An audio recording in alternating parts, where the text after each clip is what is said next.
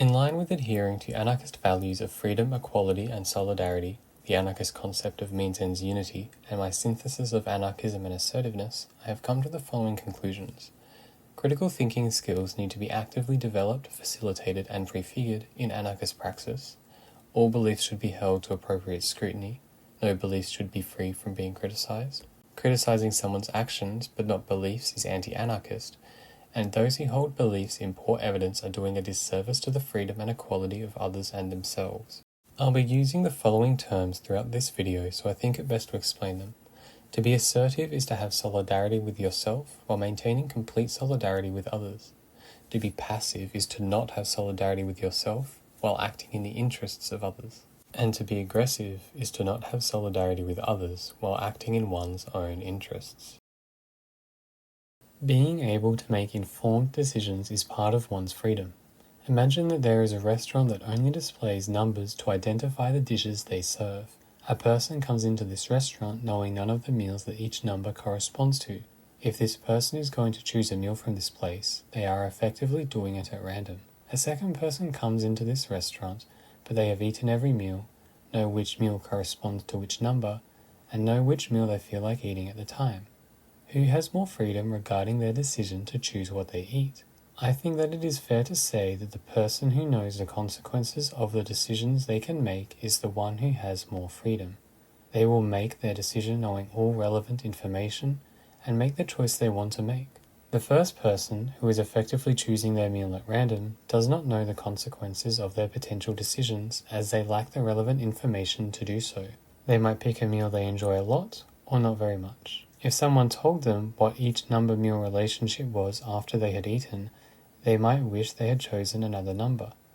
If they had the information they did now, before they made a decision, then they might have chosen differently. If they knew what each meal the numbers corresponded to, they would be able to more accurately judge the consequences of their actions. This is information they would have appreciated before making their decision. Who has more freedom? A person who is forced to make their decisions at random, or one who is able to accurately predict the future? These two positions can be placed at either end of a spectrum.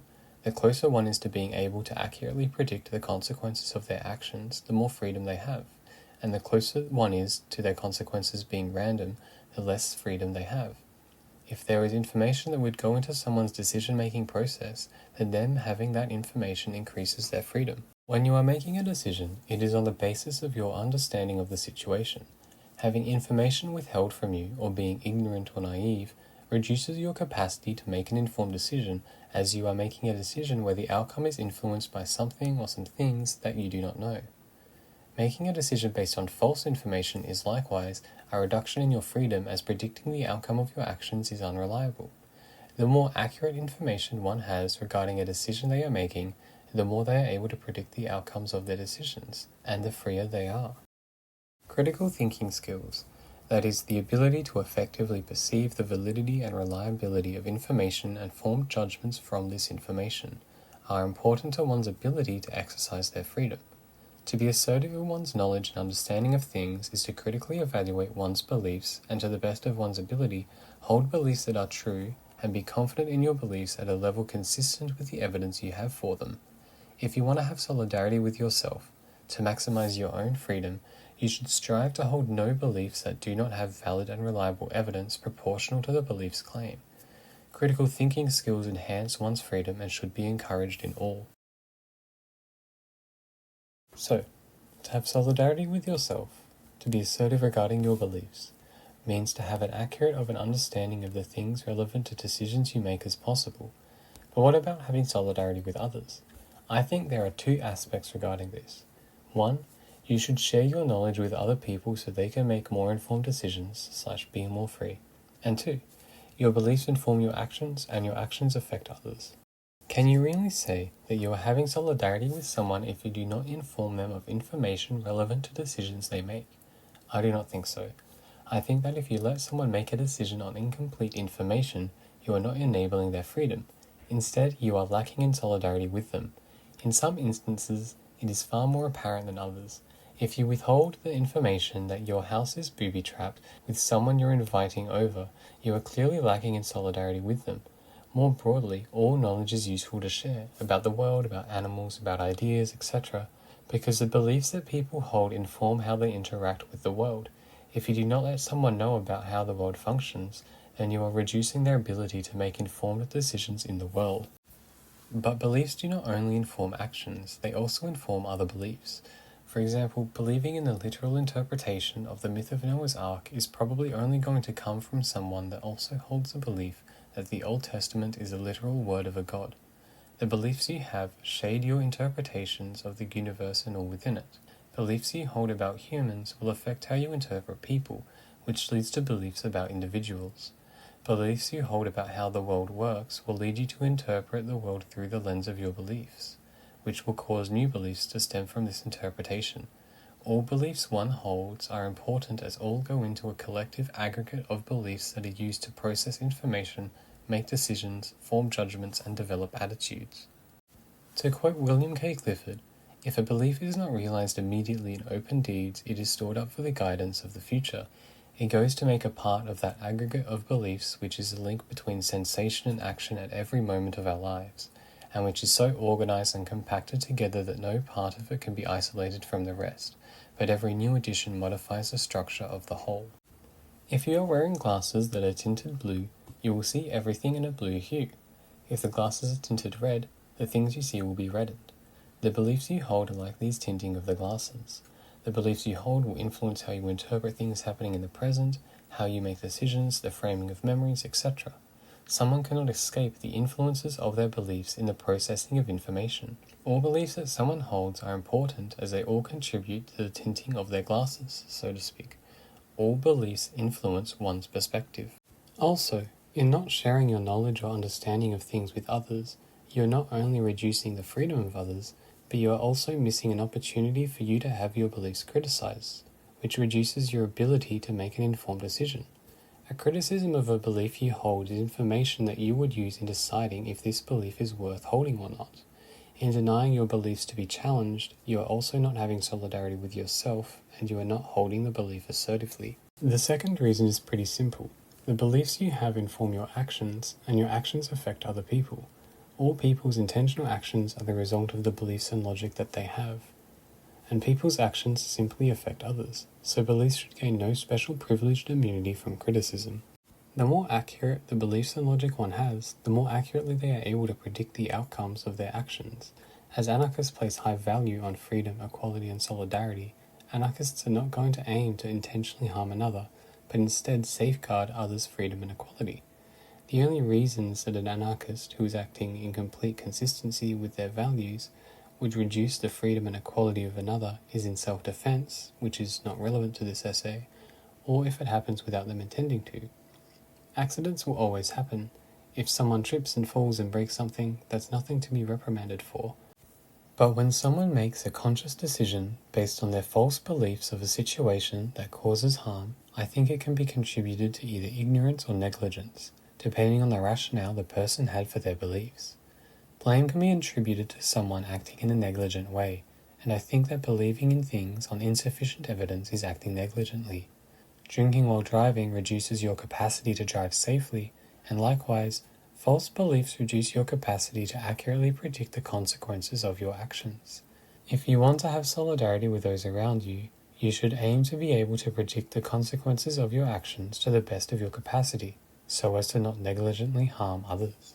This is all to say that I believe that the conclusion William K. Clifford came to in his essay The Ethics of Belief, that, quote, "It is wrong, always, everywhere, and for anyone to believe anything upon insufficient evidence," is a logical conclusion of following anarchist values of freedom, equality, and solidarity, and means-ends unity. It is also not good enough to disagree with someone's actions while not challenging their beliefs.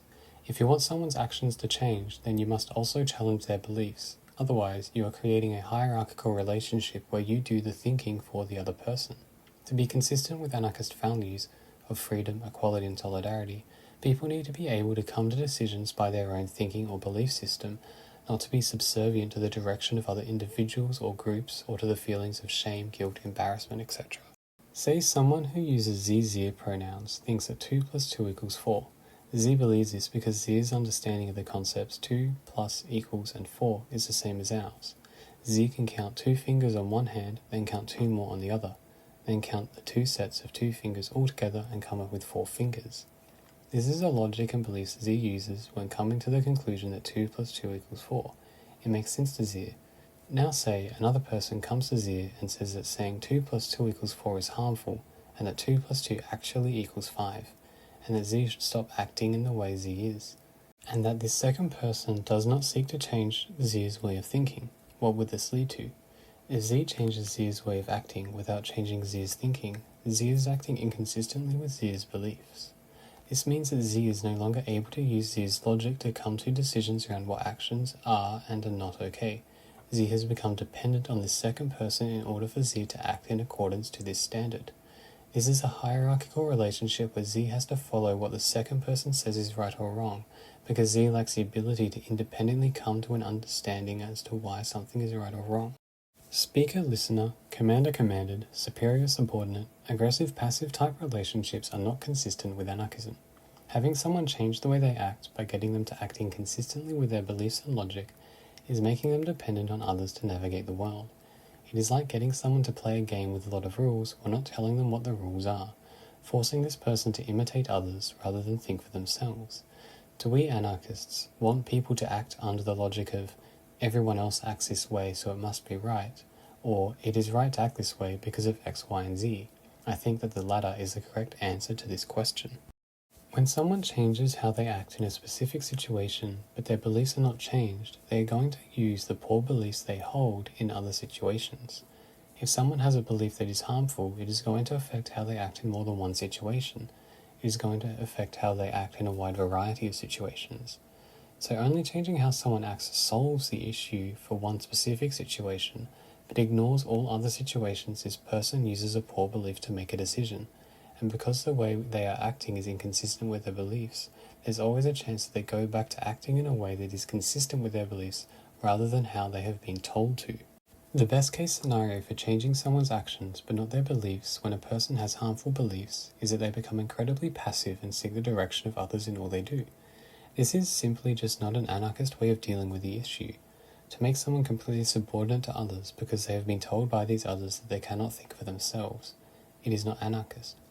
Anarchists seek autonomy for all, complete freedom within complete solidarity. To meaningfully achieve these goals, people need to think for themselves.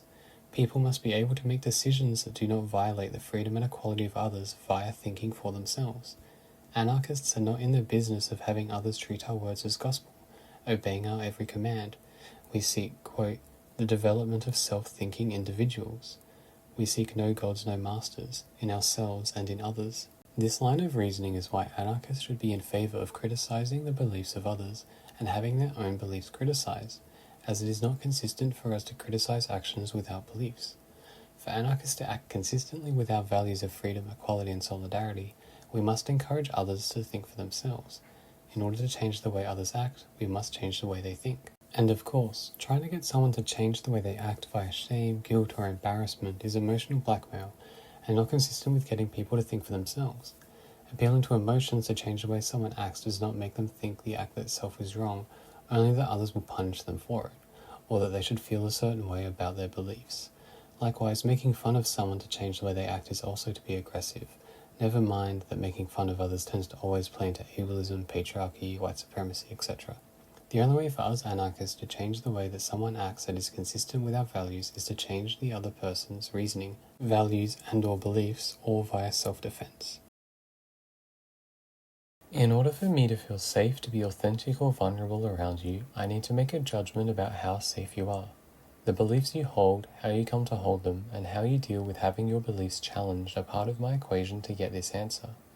To expand on this, compare an assertive and passive approach to making a judgment on another's safety. A passive approach is to engage in a relationship with another without checking if they are someone you are safe or want to be around.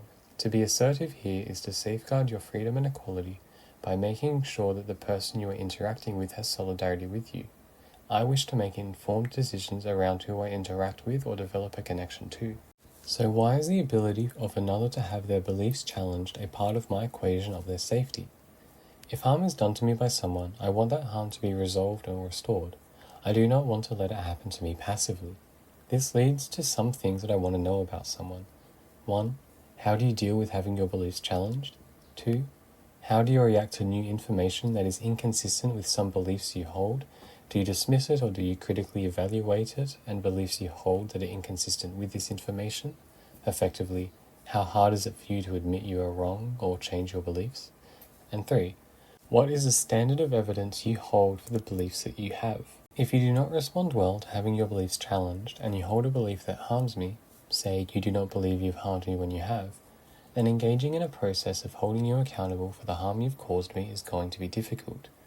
I do not want to have to put in an incredible amount of effort in order to get someone to hold themselves accountable for the harm they've caused me. I simply want to know how you deal with conflict, as I want to be as assertive as possible, which is going to involve pushing back on any perceived aggression, which is conflict. In combination with initiating conflict, I will need to convince you that you have caused me harm in order to have the harm done restored.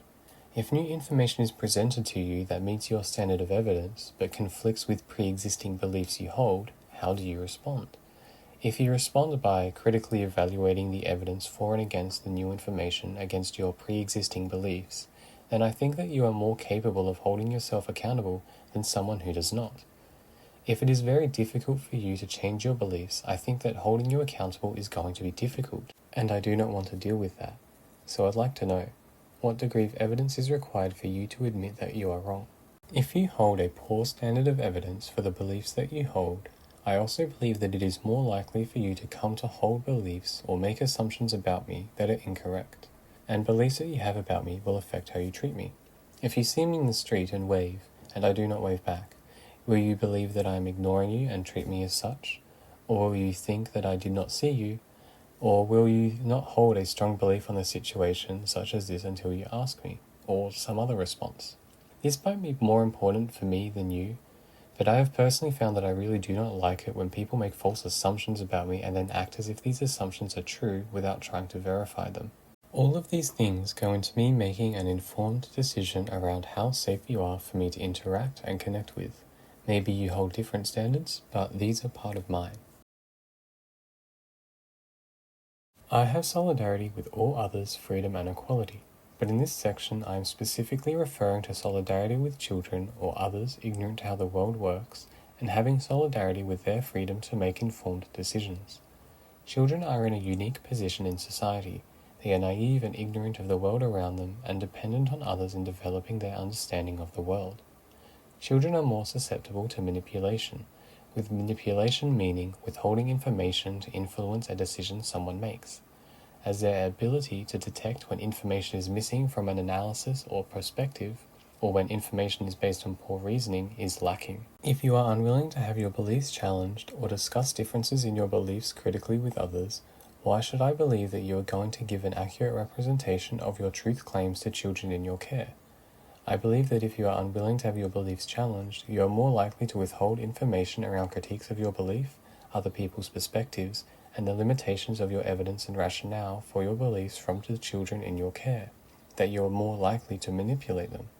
Manipulating someone involves denying their freedom to make informed decisions. It is in line with my values of freedom, equality, and solidarity to deny you the ability to manipulate others. What reasons do I have to believe otherwise? If someone is willing to have their beliefs challenged openly, it would be consistent with their behavior to be okay with having their beliefs challenged to children in their care.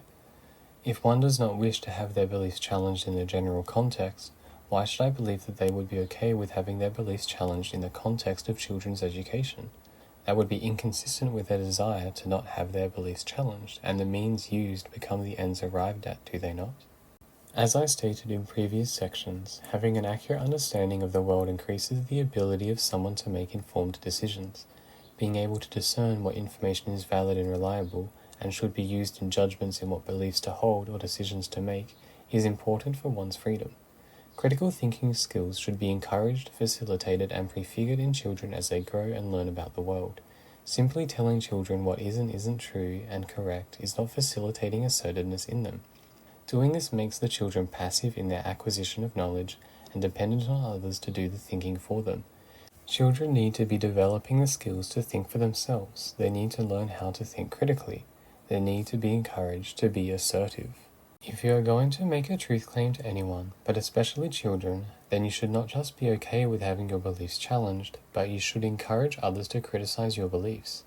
When you present a truth claim to someone, you should justify why you believe it to be true, and you should state disagreements other people have with it.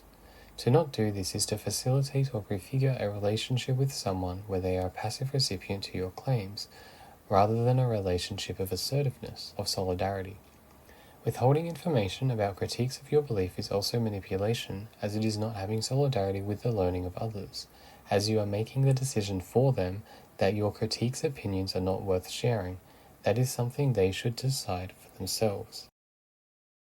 It is for these reasons stated that I believe that critical thinking skills are incredibly important for assertiveness, and that it is consistent with anarchist values that the beliefs one holds should have valid and reliable evidence proportional to the claim of the belief, and that all beliefs should be encouraged to be criticized. Anarchists should prefigure relationships and cultures that encourage critical thinking skills and discourage holding beliefs on poor evidence. There are also some conclusions of this logic that I feel is implied that I would like to make explicit here, in that I am arguing that all beliefs held on evidence that is not proportional, or more than, to the claims of the belief are against anarchism. I am effectively arguing that anarchism at its most consistent is incompatible with religions, belief in magic, superstitions, in the supernatural, etc., that any anarcho-religion is contradictory, and that anarchists should fight against these false beliefs, as well as other false beliefs like anti-vaxxers and the like, or that electoral politics is useful, etc. Of course, if there is evidence proportional to supernatural or non-anarchist claims, I would like to know, so I can make more informed decisions around how I interact with the world.